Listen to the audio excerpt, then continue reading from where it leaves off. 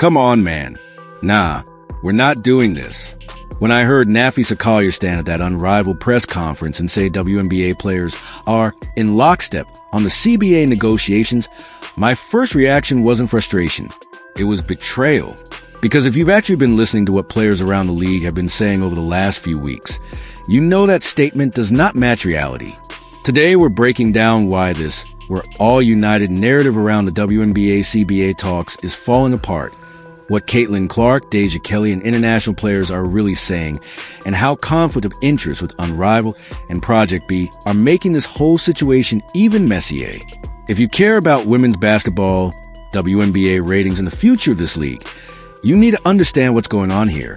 Let's start with that press conference. Napheesa Collier, co-founder of the Unrivaled League, along with Brianna Stewart, was asked about long-term stability and TV ratings as Unrivaled heads into year 2. She did what any smart owner would do. She immediately talked about how important ratings are and how television deals are your biggest source of income. And she's right. In pro sports, TV money is the engine. No ratings, no TV deal. No TV deal, no revenue. No revenue, no league.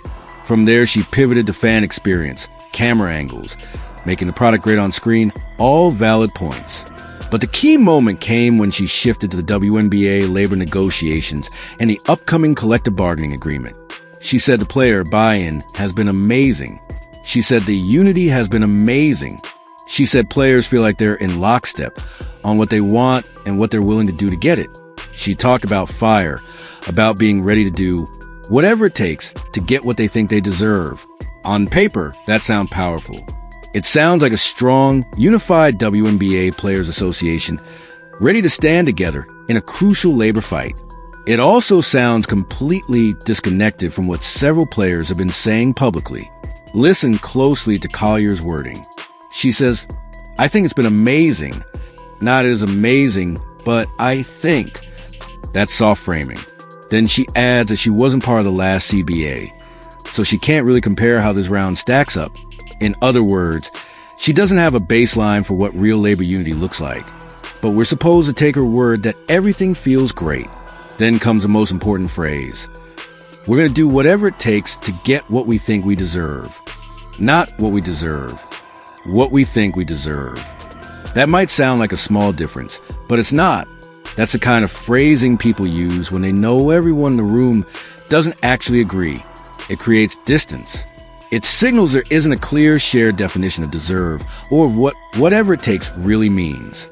Does whatever it takes include a work stoppage? Does it include a canceled season? Does it include sacrificing the careers of players who don't have shoe deals and equity in off-season leagues? Because we've heard from some of those players too, and they're not using the same language. 2 weeks before that press conference, Caitlin Clark stood in front of the media at Team USA training camp and was asked about the WNBA CBA negotiations and the possibility of a lockout. Her answer could not have been more different from Collier's.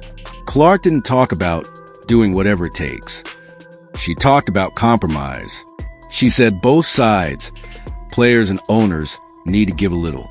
She emphasized how critical it is that the 2026 WNBA season actually happens. She talked about how important it is for the product to be on the floor, because that's how you make the money. That's how you market the league. That's what fans get excited about. That's what they show up for. That's not militant language. That's a business-minded, pragmatic approach from the player who just drove WNBA ratings up by 170% and brought millions of new eyes to women's basketball. Caitlin Clark knows that momentum matters. She knows you don't have a product to sell. You don't have WNBA highlights going viral if there are no games being played. At one point, she literally said this is a business. It's a negotiation, and there has to be compromise on both sides. She acknowledged that it's complicated, that she can't speak for every single member of the WNBPA, but that they're getting down to a wire and the season is really important. That is the opposite of we'll do whatever it takes, no matter what. So when Collier says players are in lockstep, who exactly is she talking about? Because it's clearly not Caitlin Clark. And it's not just Clark. Deja Kelly, who's fighting to secure a consistent spot in the league, went on Good Follow and was brutally honest. She said, For a player like me, who is aspiring to be stamped in the league and have a consistent job, I don't want a lockout. I'm scared. Think about that. That's not a max player talking. That's not someone with a State Farm commercial or a 7-figure endorsement portfolio. That's a player representing the majority of the WNBA, athletes grinding for roster spots, trying to prove they belong, hoping for some kind of stability. For them, do whatever it takes doesn't sound empowering. It sounds threatening. A lockout or a strike doesn't really hurt someone like Collier or Breanna Stewart or Kelsey Plum the same way it hurts Deja Kelly. The stars have guaranteed contracts, endorsement checks, and now ownership stakes in leagues like Unrivaled. If the WNBA season gets pushed or canceled, they still have visibility, income, and leverage. Deja Kelly doesn't. A lost season means no chance to earn a spot on a roster, no WNBA salary, no opportunity to show coaches she belongs in a rotation, no league health insurance, no retirement contributions. When she says she's scared, that's not drama. That's clarity. Her entire window to establish herself in the WNBA is short, and a work stoppage eats into that window. That's why this "We're All United" storyline is so misleading. It papers over a massive divide between the top of the league and everyone else. And that divide gets even wider when you look at international players. Take the Australian players in the WNBA. Names like Jade Melbourne, Stephanie Talbot, Alana Smith. Players in the Australian WNBL typically make between $15,000 and $35,000 a season. The WNBA rookie minimum is around $64,000, and vets at the minimum make roughly $75,000. For a lot of those international players, the WNBA isn't just a platform or prestige thing. It's the main paycheck. If there's a WNBA lockout, they don't have the same fallback options. Unrivaled only has so many roster spots and is built to showcase American stars. Project B doesn't launch until late 2026. International players aren't getting massive U.S. endorsement deals to carry them through a year without league income. So when Collier stands up and says, "We're willing to do whatever it takes," she isn't speaking for them. She's speaking for a very specific segment of players. American stars with multiple income streams, high-profile branding, and ownership stakes in alternative leagues. And that's where the conflict of interest become impossible to ignore. Napheesa Collier and Breanna Stewart co-founded Unrivaled. Kelsey Plum has equity in Unrivaled. They're not just participants. They're owners in a league that competes directly with the WNBA for attention, sponsorship money, and viewers. Unrivaled reportedly pays players between $100,000 and $250,000 for a 10-week season. That's competitive with a lot of overseas contracts. But without the long flights, the culture shock, the year-round grind. It's a smart business move and a great opportunity for many players. But you have to be honest about incentives. If the WNBA season gets delayed or canceled because of a labor dispute, what happens to Unrivaled's value? It explodes. Instead of being an off-season women's basketball league, it becomes the main event. Sponsors who can't buy WNBA inventory anymore are going to look at Unrivaled. Networks hungry for live sports are going to look at Unrivaled. Fans who just want to watch elite women's basketball have nowhere else to go. That doesn't mean Collier and Stewart are scheming to blow up the WNBA. It does mean their financial interests are not perfectly aligned with the WNBA stability. As owners of a competing product, they benefit from chaos, or at least from uncertainty. So when Collier goes to the microphone as an Unrivaled co-founder and at the same time a prominent WNBA player voice, and says players are willing to do whatever it takes in these CBA talks, you have to ask, is she speaking as a player or as an owner? Because those roles can lead to very different preferred outcomes. And Unrivaled isn't the only piece of this puzzle. Nneka Ogwumike, president of the WNBA Players Association, has reportedly signed on with Project B, another new league backed by high-profile investors, including Collier and Stewart.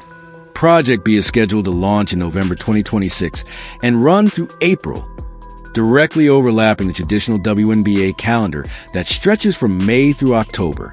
Unlike Unrivaled, Project B isn't positioning itself as a cute off-season alternative. It's a true competitor. The reported offers to stars like Caitlin Clark are in the multi-million-dollar range for a single season. The promise, Bigger salaries, better travel, more control. From a player's individual perspective, signing with Project B makes sense. It's leverage, it's insurance, it's income. But from the perspective of the WNBA as a business, it's a potential existential threat. Now, layer all of this on top of the fact that the union president is tied to that competitor. Key negotiators have ownership in another competitor, and some of the league's most powerful voices are insisting in public that everyone is on the same page, even while players like Caitlin Clark and Deja Kelly are clearly not. This isn't lockstep. This is fragmentation being sold as solidarity. And all of it is happening at a time when the WNBA should be riding its biggest wave of momentum ever. Let's zoom out for a second. The 2024 WNBA season was a breakout year. Average attendance jumped to around 9,500 fans per game, up more than 20%. Television viewership climbed 170%, driven largely by Caitlin Clark's rookie season and the surge of interest she brought from college basketball to the pros. The league is adding a Golden State franchise in 2025. Corporate sponsorships are up. Media coverage is finally catching up to the on-court product. For the first time in almost 3 decades, the WNBA feels like it's real momentum. That's exactly when labor and management should be able to sit down, look at the money coming in, and work out a deal that keeps this growth going. Instead, we're staring down the possibility of a WNBA lockout. The Players Association opted out of the current collective bargaining agreement in October 2024, even though it doesn't formally expire until October 2025. That early opt-out was a deliberate move to gain leverage, but immediately created uncertainty across the entire league. Teams don't know what the salary cap will look like in 2026. They don't know whether roster sizes will increase. They don't know what percentage of league revenue will go to WNBA salaries. That level of unknown makes it hard to plan for expansion, hard to sell long-term sponsorship packages, hard to justify big facility upgrades. So what are the players actually asking for? They want 50% revenue sharing, up from the current figure that's under 10%. They want higher minimum salaries across the board. They want expanded rosters. They want better travel, private or at least charter flights instead of cramped commercial planes. They want more guarantees and contracts, so players aren't so easily cut and discarded. None of that is unreasonable in theory. In other major U.S. leagues, the NBA, NFL, MLB, players get around half of basketball-related income or league revenue. And anyone who's watched the WNBA grind knows the current travel and scheduling demands are brutal. The problem is the financial reality. The WNBA has reportedly never turned an overall profit as a league. Some individual teams do better than others, but on the whole, owners have been absorbing tens of millions in losses for years. The huge jump in WNBA ratings and attendance in 2024 changed the trajectory, but one great year doesn't erase everything that came before. From ownership side, the reported stance is, we're willing to pay players more, we're willing to improve conditions, but we want to do it gradually and tie major revenue-sharing jumps to sustain growth, not just one hot season. They're skeptical about dramatically expanding costs right when the league is finally starting to see light at the end of the tunnel. That's why Caitlin Clark's emphasis on compromise matters so much. She's not saying players don't deserve more. She's saying you don't blow up a season when the WNBA is finally gaining real traction. You negotiate hard, but you make sure games get played. On the other hand, veteran players like Collier and Stewart have lived through years of struggling for attention, flying commercial, and playing in half-empty arenas. They're tired of waiting for one more year of growth. They want structural changes now. Their argument is that without taking a firm stand today, players will always be told to wait for tomorrow. Both perspectives are understandable. Both are legitimate. But they are not the same, and pretending everyone is in lockstep makes it harder, not easier, to find the middle ground. Younger players and fringe players are more risk-averse because they have more to lose immediately and less financial cushion. International players literally cannot afford to miss a year of WNBA salaries. Stars with multiple revenue streams can afford to push for maximum gains, even if it means risking a short-term shutdown.